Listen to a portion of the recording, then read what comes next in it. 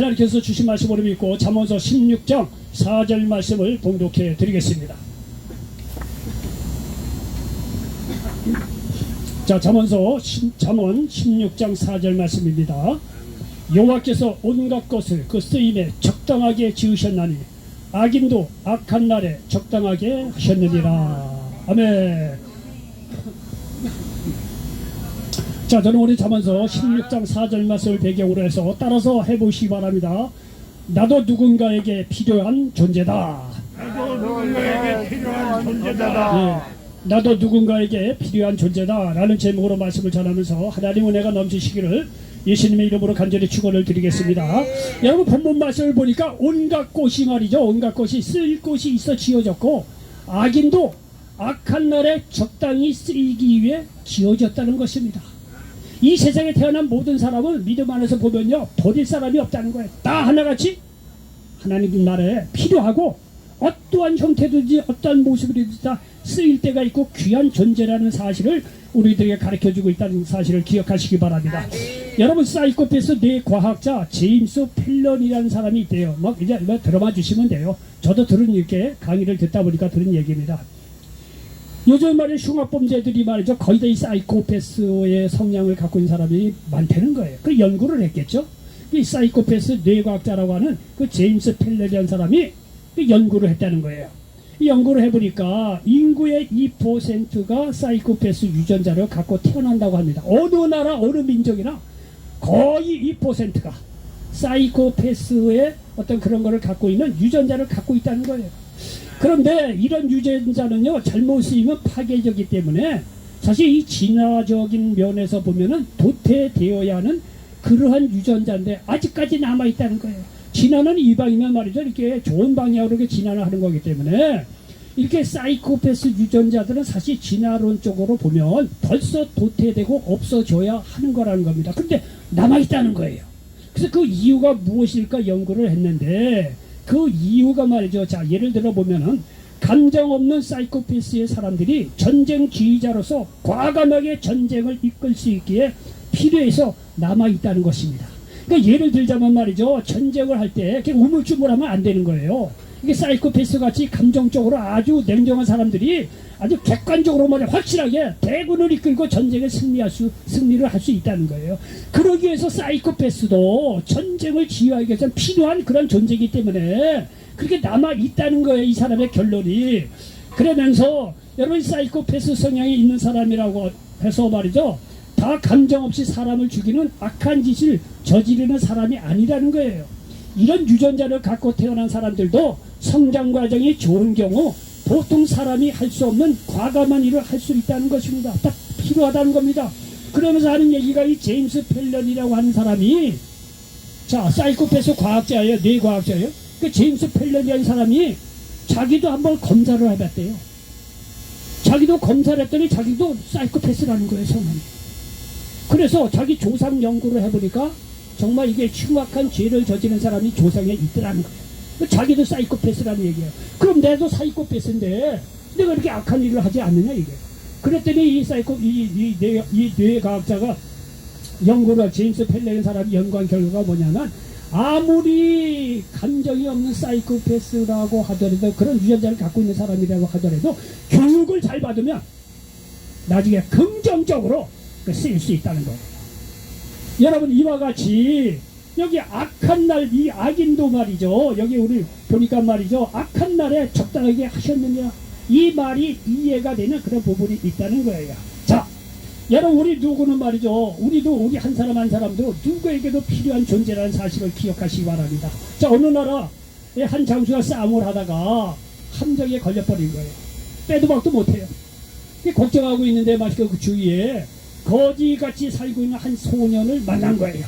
이 거지같이 살고 있는 한 소년이 주인은 집에서 쫓겨나고 어쨌든 간에 이렇게 거지처럼 살고 있었다는 거예요. 그런데 이 장수는 말이죠, 그 소년을 눈여겨봤어요. 왜? 이 소년은 거기에 사는 사람이니까 지리를 잘 알 거라는 거예요. 그래서 이 장수가 말이죠, 그 소년을 불러오게 한 거예요. 그 소년을 불러오게 와서 하는 얘기가 뭐냐면, 너 이 부근에 살지 않느냐? 그렇다는 거예요. 그러면은 우리가 다 이렇게 함정에 빠져서 죽게 되는데 여기 샛길이 있지 않느냐는 거예요. 예? 비밀 통로 새길 우리가 전후좌우 다 막혔는데 빠져나갈 수 있는 비밀 통로 새끼를 너는 알지 않느냐. 거기에 사는 소년이니까 알고 있습니다. 그래서 이 거지 같은 소년이지만 그 소년의 얘기를 듣고 그 함정을 밤새도록 말이죠. 이렇게 피해갔다는 그런 이야기를 들은 적이 있습니다. 여러분 보십시오. 거지 같은 소년이라고 하더라도 다른 사람에게는 필요 없을런지 모르지만 이 장수에게는, 공경에 빠진 이 장수에게는 너무나 필요한 그런 인물이었던 사실을 기억하시기 바랍니다. 이런 비슷한 예가 성경에 나오고 있어요. 사무엘상 30장에 보면 다윗이 말이죠, 사울왕을 피해서 블레셋에 도망을 가서 망명 생활을 하던 때였습니다. 그때 당시에 살고 있는 곳이 시글락이라는 곳에서 살고 있는데 뭐 일이 있어서 말이죠, 자기 부하들하고 살고 있는 시글락을 떠나서 말이죠, 일을 보고 돌아왔는데 뭐 어느 정도 좀 시간이 한 달이나 두 달 이게 시간이 지난 모양이에요. 지나고서 딱 보니까 자기가 이 다윗과 그 부하들 일 가족들이 살고 있는 시글락에 아말렉이라고 하는 사람들이 들어와서 거기에는 동물이고 식물이고 뭐라 다 사로잡아갔다는 거예요. 자기 가족이고 뭐고 다 아말렉 사람들이 말이죠, 포로로 다 잡아갔다는 거예요. 성을 다 불사르고 모든 사람을 잡아갔다는 거예요. 그러니까 이렇게 되니까 말이죠, 다윗과 함께한 사람들이 가뜩이나 이게 다윗을 쫓아서 사느라고 고생이 됐는데 이 다윗과 함께한 사람들이 열받은 거예요. 슬픈 거예요. 자기 가족이 이렇게 되니까. 그러니까 뭐 다윗과 함께 이 부하들이 너무 슬픈 나머지 자기 가족들이 사로잡혀가니까 다윗을 죽이려고 했다는 거예요. 이게 다윗이 말이죠, 얼마나 마음이 급했겠습니까? 하나님께 간절히 부르짖고 기도합니다. 그리고 다윗과 함께한 사람들이 아말렉을 쫓아갑니다. 자, 아말렉을 쫓아가지만 여러분, 아말렉이 어디로 도망가는지 알게 뭐야? 쫓아가긴 쫓아겠지만 아말렉이 어디로 마저 도망가는지 알 수가 없는 그런 상황이에요. 그러던 차에 길을 가다가 한 애굽 소년을 만납니다. 이 소년은 말이죠, 병으로 말미암아 전쟁에 참전했던 한 아말렉 주인 집에 버려진 그런 소년이라는 거예요. 여러분, 이 소년이 자기 아말렉 주인하고 같이 전쟁에 참여했다가 이 소년이 애굽 소년이었는데 그냥 노예죠. 뭐 그렇게 살도 있던 소년이었는데 병이 들이니까 말이죠, 아말렉 주인이 그냥 버려버린 거예요. 그러니까 벌써 며칠 동안 방황하다 보니까 이제는 완전히 굶주리면 말이죠, 기진맥색에서 죽어갈 그런 상황이에요. 이때 이 다윗이 이 소년, 애굽 소년을 길가에서 만난 거예요. 그러니까 말이죠, 이 다윗이 말이죠, 이 소년을 불러들여서 먹을 거를 먹고 기운을 북돋웁니다. 그리고 나서 물어보는 이야기가 있습니다. 사무엘상 30장 13절 이하에 보니까 다윗이 그에게 이르되 너는 누구에게 속하였으며 어디에서 왔느냐 하니 그가 이르되 나는 애굽 소년이요 아말렉 사람의 종이더니 사흘 전에 병이 들매 주인이 나를 버렸나이다. 우리가 그렛 사람의 남방과 유다에 속한 지방과 갈란 남방을 침노하고 시글락, 여기 보십시오, 시글락을 불살랐나이다. 다윗이 그에게 이르되 네가 나를 그 군대로 인도하겠느냐 하니 그가 이르되 당신이 나를 죽이지도 아니하고 내 주인의 수중에 넘기지도 아니하겠다고 하나님의 이름으로 내게 맹세하소서. 그리하면 내가 당신을 그 군대로 인도하리이다 하니라 말씀하고 있습니다. 여러분요, 이 아이 비록 버려진 소년이지만 말이야, 주인집에서 병이 들어 버려진 소년이지만 여러분, 다윗의 입장에서는요, 자기의 어떤 이 자기뿐만이 아니라 많은 사람들의 생명을 지켜준 필요한 인물이라는 거예요. 여러분, 이 소년의 얘기를 듣고 그대로 쫓아다 가서 자기 그 가족들을 사로잡아간 아말렉을 박살내고 뭐 짐승이고 말이죠, 가족들을 그대로 다 찾아왔다고 성경은 말씀하고 있습니다.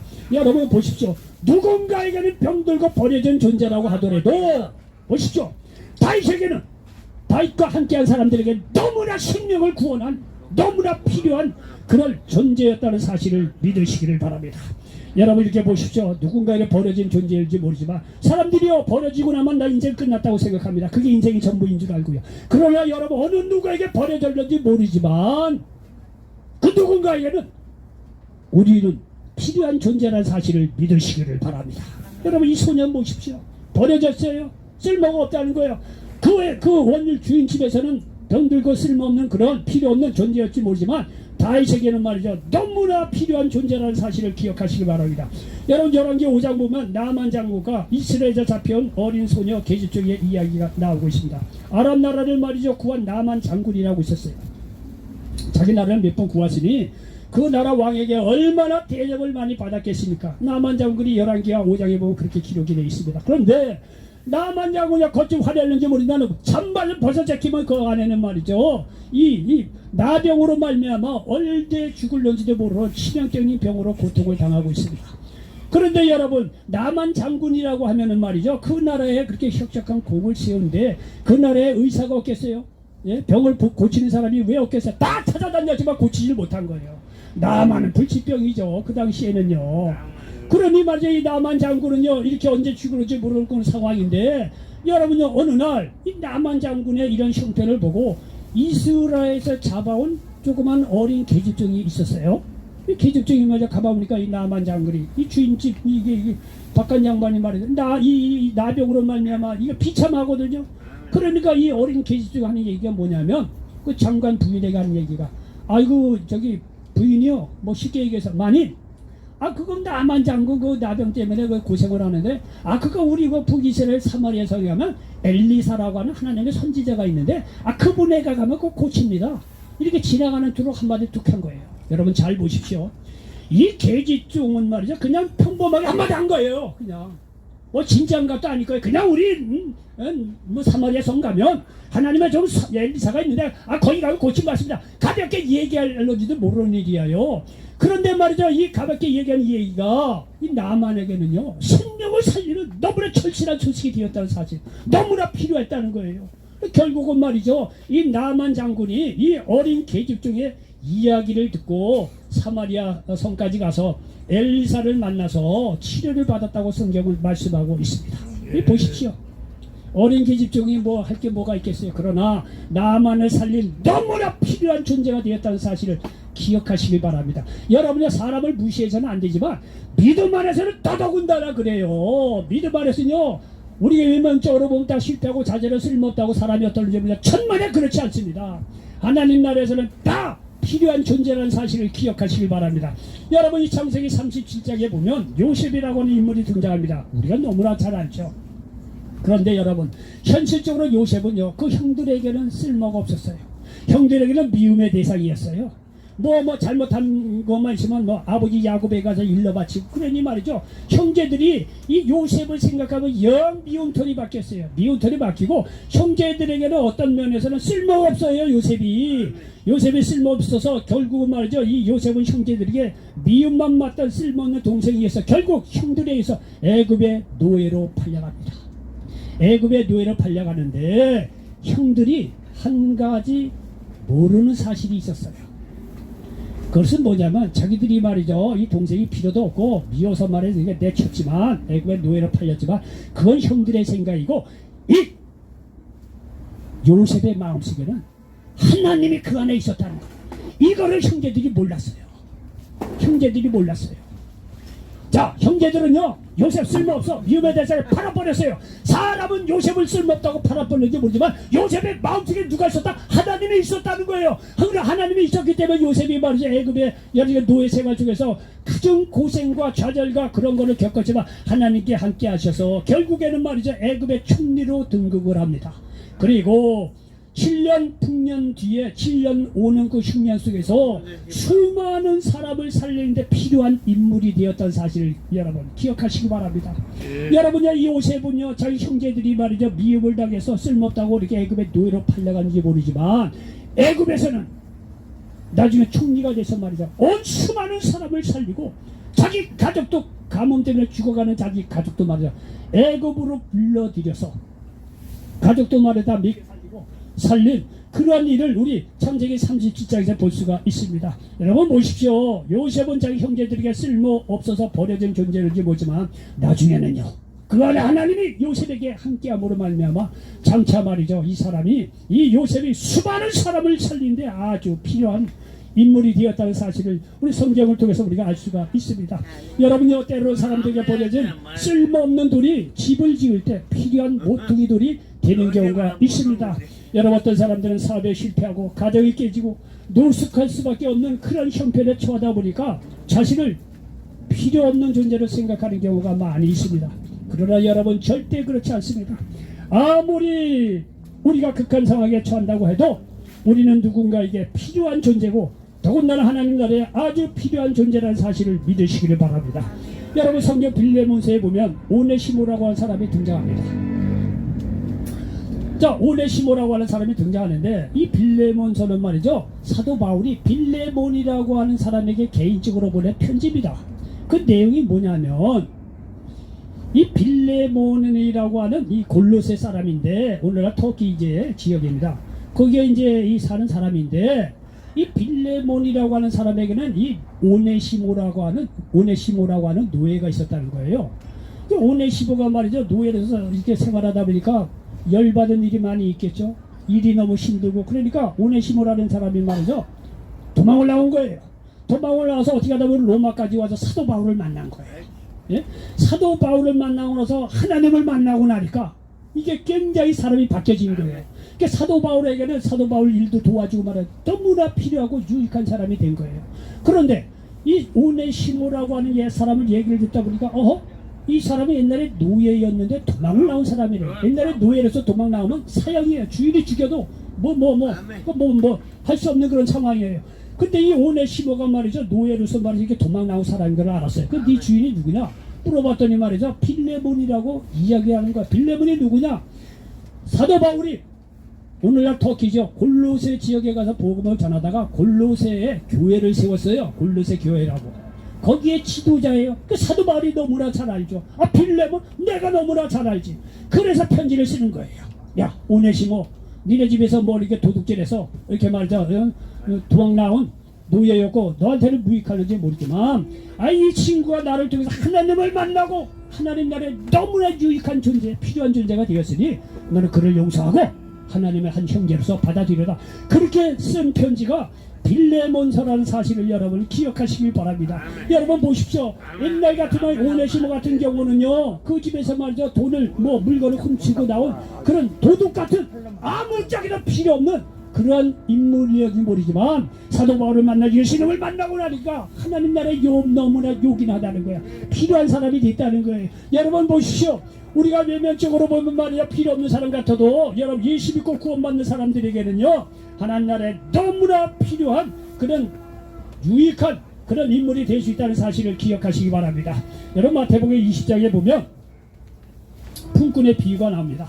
예수님께서 말이죠 천국을 설명을 하면서 천국은 뭐냐 하면 마치 일꾼을 부르러 간 포도원의 주인과 같은 곳이다. 이렇게 이제 예수님께서 설명을 하는 거예요. 그러면서 하는 얘기가 뭐냐면 어느 마을에 포도원 주인이 있었다. 포도원을 거느리는 이제 이렇게 농사를 짓는 포도원 주인이 있는데 이 주인이 말이죠 이 포도원에 쓸 일이 있어서 사람이 필요하니까 사람을 부르러 갔다는 거예요. 그래서 아침 일찍 나가서 불러오고 그리고 9시에 나가서도 불러오고 12시에 나가서도 불러오고 3시에 나가서도 오후 3시에 나가서도 불러오고 오후 5시에 가서도 불러왔다는 거예요. 여러분 생각해 봅시오. 여기 있는 사람 중에 다 일당들도 일해본 적이 다 있을 거예요. 여러분요 오늘날 새벽 5시 정도 가야 말이죠 그 일당도 나가요. 저도 해봐서 알아요. 그리고 제가 토목가 출신이라 원래 노가다 출신이에요. 군대 3년 내내 맨날 노가다만 하고 왔어요. 보기하고 달라요. 그리고 교회가 어렵다 보니까 어떻게 그 노가다 현장에 가서도 2년 정도 일한 적도 있어요. 그러니까 새벽 5시에 가야 거기 일자리 구하죠. 10분만 늦잖아요. 땡이에요. 일자리 없어요. 근데 여기 성경에 보니까 일찍 나가서도 사람을 구해오고 오전 9시 12시 오후 3시 5시에 나가서도 또 일꾼을 불러다가 해갖고 다 한 달란트 일당을 그렇게 쳐줬다는 거예요. 여러분이 우리가 여기서 알 수 있는 것이 뭐냐면요 사실요 12시라든가 오후 3시 5시에 불러왔다 그 사람들은요 세상적인 관점에서 필요 없는 사람이에요. 능력이 없거나 게으르거나 기술이 없거나 어떤 형태든지 안 되니까 사람들이 안 쓰는 거예요. 근데 이 포도원 주인은 말이야 그렇게 아침에도 나가자 했지만은 오후 3시 오후 5시에 있는 사람도 불러다 쐈다는 거예요. 세상 관점하고 달라요. 세상 사람들은요 일찍 나가서 똑똑하게 일 잘하고 부지런한 사람 쓰고 문 닫아버리지 그렇게 오후에 3시에 나가고 5시간 또 사람을 불러 그런 거 없어요. 근데요 하나님의 관점은 달라요. 하나님 나라의 관점은 달라요. 심시 오후 3시에도 나가도 불러오고 오후 5시 가도 불러왔다니까 세상적으로는 필요 없는 그런 무능력한 사람이라는지 모르지만 하나님 나라는 그렇지 않다는 거예요. 3시에서 나가도 부르고 오후에 5시에 가서도 불렀다는 거예요. 여러분요 자 이렇게 해서 똑같이 일당을 나눠줬는데 여러분 생각을 해보십시오. 우리가 만약에 오후 3시에 오후 5시에 이렇게 정말 주인이 써서 그렇게 포도원 집에 가서 이렇게 일을 하고 한두 시간밖에 일을 안 했는데도 일당을 준다고 이렇게 생각하면 여러분요 그래도 기본적으로 양심 있는 사람으로서 여러분 열심히 일하지 않겠어요?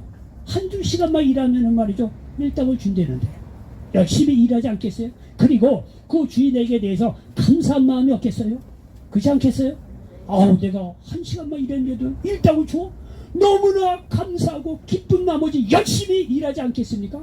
오히려 말이야 새벽같이 와서 난 똑같이 한 달에만 주느냐고 불평하는 사람보다 오히려 말이죠 나중에 오후 5시에 와서 1시간 일해서 말이죠 일당을 받아가면서 아이고 주인님 너무 고맙습니다 너무 고맙습니다 라고 감사할 줄 알고 열심히 일한 그 사람이 하나님 나라에 낫다는 거예요. 하나님 나라에 낫다는 거예요.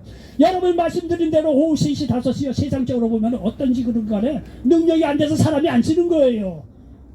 세상적으로는 필요 없는 존재인지 모르지만 여러분 하나님 나라는 그렇지 않다는 거예요. 하나님 나라 1시간만 일해도 하나님께 감사하고 열심히 일할 줄 아는 사람, 하나님 나라에 정말 짧지만은 열심히 일하고 감사할 줄 아는 사람, 그 사람은 하나님 나라에 필요하다는 거예요. 세상 필요하고 달라요. 세상에서는 필요 없다고 안 쓰는 사람이라고 하더라도 하나님 나라에서는 그 사람 필요한 줄 알고 하나님께서 쓰신다는 사실을 기억하시길 바랍니다. 여러분 보시죠. 믿음 안에서요 다 필요한 인물이라는 사실을 기억하시길 바랍니다. 여러분 사자와 생쥐 이야기 잘 아시죠? 어느 날 사자가 생쥐를 만났어. 생쥐를 잡아먹으려고 딱 아가리에 벌리니까 생쥐가 하는 얘기가 뭐냐, 아이고 사자님 내 이 쥐꼬리만한 그야말로 쥐꼬리에 나 먹어봐야 간에 기별이가 되느냐 이게 한 번만 살려달라. 내가 은혜를 꼭 갚겠다.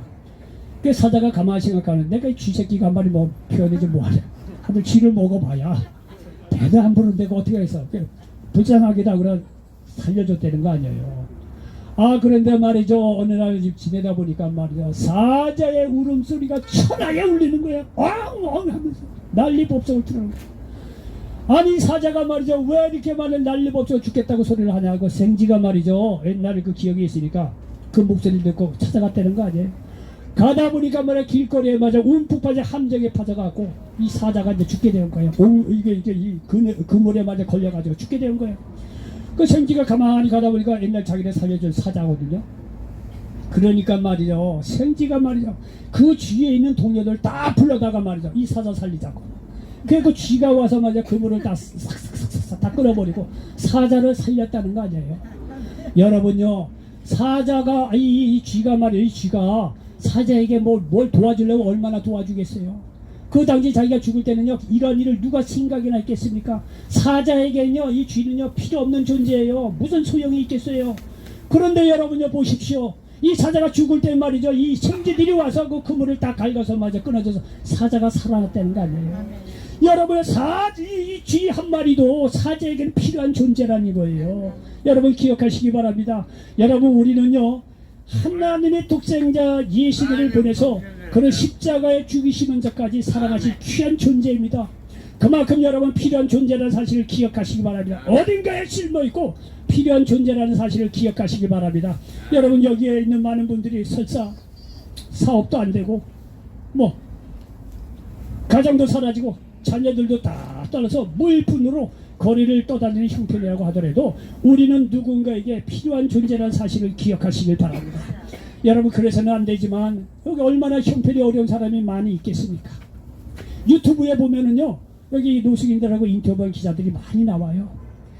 여러분요 여기서 어려운 사람 겪는 사람요 저보다 다 나 보니까요 다 사회적으로 한때는 다 잘 나갔던 분들이에요. 그런데 자기 힘으로 할 수 없는 어느 날 갑자기 IMF 이런 거 사업 때문에 망하고 그러다 보니까 뭐 가정도 어려워지고 그러다 세월이 지나니까 자녀들도 안 찾아오고 뭐 이렇게 되는 거예요. 누가 그렇게 살고 싶은 사람이 누가 있겠어요. 자기도 열심히 살려고 했는데 어느 날 갑자기 IMF라든가 사업도 그렇지 사업도 자기 힘으로 돼 자기가 아무리 열심히 해도 외부 환경이 안 되면 어떻게 하겠어요. 쓰러지는 거예요. 자빠지는 거예요. 어쩔 수 없는 거예요. 그러다 보니까 그래서는 안 되는데 부인 따로 자녀들 떠나는 거예요. 천하 혈혈단지 혼자로 남는 사람이 얼마나 많이 있어요. 정말로 뭐 눈물 이게 뭐 말로 다 할 수 없어요. 그런 얘기 다 들어요. 그렇게 생각을 하다 보니까 사람들이 생각하게 뭐냐면 야 이제 내가 다 이러면 내가 누구에게 필요한 존재다 이거예요. 나는 천하에 필요 없는 존재라는 거예요. 자포자기하면서 사는 사람이 얼마나 많이 있는지 모릅니다. 여러분 그래서 그거는요 여러분 생각입니다. 하나님은 그렇지 않아요. 하나님에게는 다 필요한 존재라는 사실을 기억하시길 바랍니다. 하나님은요 다 계획이 있어서 때로는 어렵고 힘들고 어려운 점이 있더라도 하나님께서 그거를 섭렵해서 선을 이루셔서 여러분을 다시 용기 주시고 세워주시고 하나님께 놀라운 역사의 주인공으로 쓰신다는 사실을 믿으시길 바랍니다. 어떻게 보면요 여기 서울역에서 어렵게 사는 사람들이 하나님 나라에서는요 제일 귀한 존재예요. 왜? 여러분 저런 말이에요. 인생에 그냥 가장 어려운 경험을 한 사람이 누가 있겠어요? 가장 어려울 때 만난 하나님은 진짜 하나님이에요. 진짜 믿음이에요. 이럴 때 가장 어려울 때 하나님을 만나보시기 바랍니다. 그러면 하나님께서 여러분 더 귀하게 사용하여 주신다는 사실을 믿으시기 바랍니다. 필요한 존재라는 거예요. 하나님 나라 안에서는요 여러분 필요 없는 존재가 없어요. 다 누군가에게 필요한 존재라는 사실을 기억하시길 바랍니다. 그러므로 여러분 지금이라도 예수님을 믿어 예수님을 구원의 주로 믿으시고 누군가에게 또 하나님에게 꼭 필요한 존재가 되시기를 예수님의 이름으로 간절히 축원을 드리겠습니다. 아멘. 기도합니다. 좋으신 아버지 하나님 고맙고 감사합니다. 오늘 잠언서 16장 4절 말씀을 가지고 나도 누군가에게 필요한 존재라 이런 제목으로 말씀을 나눴습니다. 이 말씀이 이 자리에 함께 모든 분들에게 그대로 응하게 도와 주시옵소서. 예수님의 이름으로 감사하며 기도하옵나이다. 아멘. 아멘.